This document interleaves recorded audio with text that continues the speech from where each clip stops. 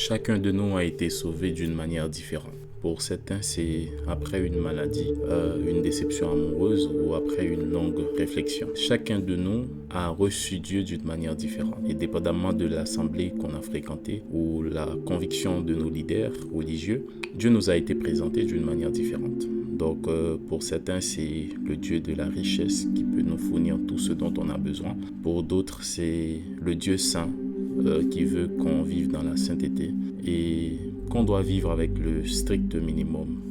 Le Dieu d'amour qui pardonne tous les péchés. On peut faire tout ce qu'on veut et donc Dieu est amour, il va nous pardonner. Mais la question que l'on doit se poser est la suivante, c'est quel est le but ultime de Dieu pour nous? Donc après qu'on ait été sauvé, qu'est-ce que Dieu veut faire de nous exactement? Il faut savoir que Dieu nous a pris dans de très mauvais états, dans de très mauvaises conditions. Nous étions remplis de péchés et nous pratiquions toutes sortes d'iniquités. Nous vivions dans l'animosité et nous vivions dans l'impudicité, dans l'impureté, des mauvais désirs, la cupidité et pas mal d'autres péchés. Dieu nous a sauvés à travers le sang de Jésus-Christ et il a dit que c'est pas par l'argent et par l'or que nous avons été sauvés, mais par le précieux sang Jésus-Christ comme étant un agneau sans défaut et sans tache. Il a donné son fils comme étant le plus grand sacrifice pour que nous soyons sauvés. Parce qu'il est écrit que sans effusion de sang, il n'y a pas de pardon pour le péché. Il a fallu qu'une personne soit morte. Et la personne qui était jugée digne pour l'humanité, c'était Jésus de Nazareth.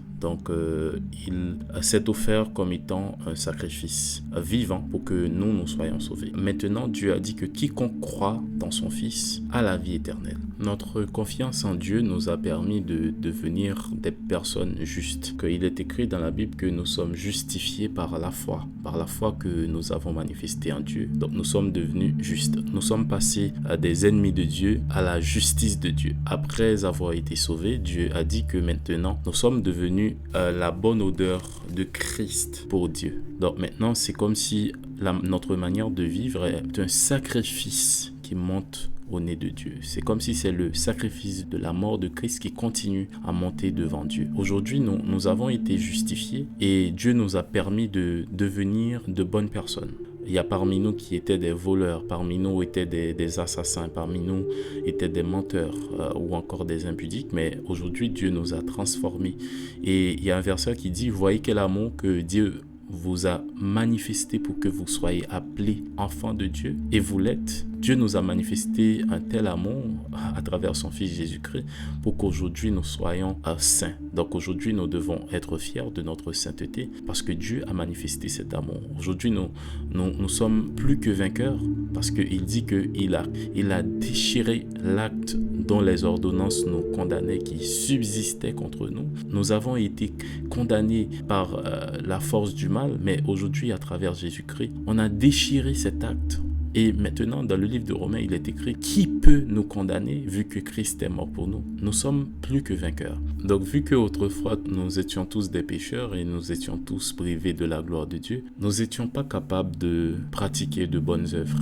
Et maintenant, avec l'acte de justification, Dieu nous a positionnés comme étant des enfants de Dieu capables de produire des bonnes œuvres. Notre travail maintenant, c'est de nous purifier le cœur en obéissant à la vérité pour qu'on puisse avoir un amour fraternel sincère. Et en ayant cet amour fraternel dans notre cœur, nous aurons la possibilité de pratiquer toute bonne œuvre parce que l'amour ne fait rien de malhonnête. L'amour pardonne tout, l'amour excuse tout. Donc avec cet amour que nous aurons dans notre cœur, nous aurons la capacité de vivre en paix, de vivre dans la sanctification. C'est la raison pour laquelle Paul a dit que l'amour, c'est le lien de la perfection.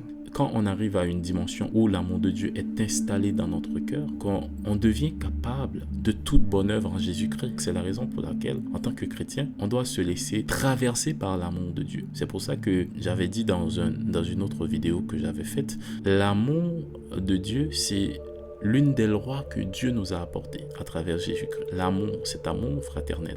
Ok, on a expliqué que Dieu nous a pris dans de très mauvais états. Il nous a justifiés à travers le sang de Jésus-Christ. Nous sommes désormais des justes et il dit que nous sommes des saints à travers Jésus-Christ. Il nous a positionnés dans son royaume, donc désormais nous faisons partie du royaume de Dieu. Mais la question continue à se poser, mais pourquoi tout cela? C'est quoi le plan de Dieu? C'est quoi l'objectif de Dieu pour nous? Où est-ce qu'il veut en venir? Donc il faut savoir qu'aujourd'hui, Dieu ne nous a pas appelés pour être riches ou pour être pauvres, donc ou bien pour vivre dans la misère. C'est pas ça le plan de Dieu, parce qu'il y a pas mal de gens qui disent que voilà, Dieu nous a appelés, c'est pour qu'on puisse avoir de grandes maisons, ou bien pour qu'on puisse vivre dans des villas, ou bien pour avoir de telles voitures, pour avoir tel statut social, mais c'est pas ça le plan de Dieu pour l'homme. Il faut savoir aujourd'hui que le travail, c'est une loi qui a été mise en place par Dieu. Donc tout le monde qui travaille peut réussir, dépendamment de ton environnement, dépendamment de là où tu te situes, dans quel pays tu es, etc., ou bien de quelle famille.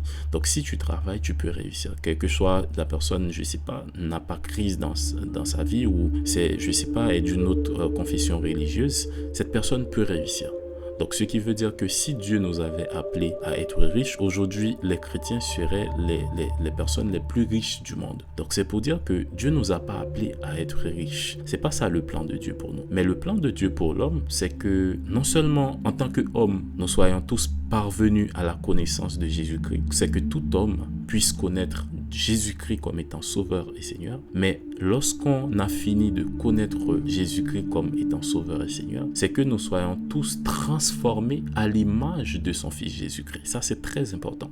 C'est que maintenant, quand Dieu nous regarde, il voit Christ, il voit Jésus-Christ, son Fils. C'est ça le plan de Dieu pour nous. C'est que nous soyons transformés à l'image de son Fils Jésus-Christ. C'est pour cela, il est écrit en 2 Corinthiens 3, verset 18, « Nous tous qui, le visage découvert, contemplons comme dans un miroir la gloire du Seigneur, nous sommes transformés en la même image, de gloire en gloire, comme le Seigneur l'Esprit. » Donc, ce qui veut dire, quand nous contemplons Jésus-Christ de Nazareth, quand nous essayons d'imiter Jésus-Christ dans sa manière de vivre sur terre, nous sommes en train de contempler l'image de Jésus-Christ.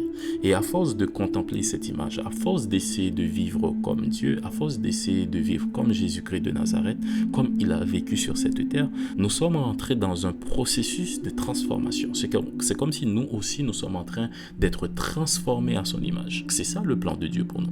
C'est la raison pour laquelle il est écrit, autrefois nous étions étrangers et ennemis de Dieu par nos pensées et par nos mauvaises œuvres, mais il nous a maintenant réconciliés par sa mort dans le corps de sa chair, mais pour nous faire apparaître devant lui saint et irrépréhensible. Voilà, c'est ça l'objectif. Parce que en étant transformés à l'image de Jésus-Christ, nous sommes maintenant irrépréhensibles devant Dieu. Vous voyez le processus. Parce que Dieu ne peut pas nous recevoir n'importe comment. C'est pour cela qu'il est écrit que sans la sanctification, personne ne verra le Seigneur.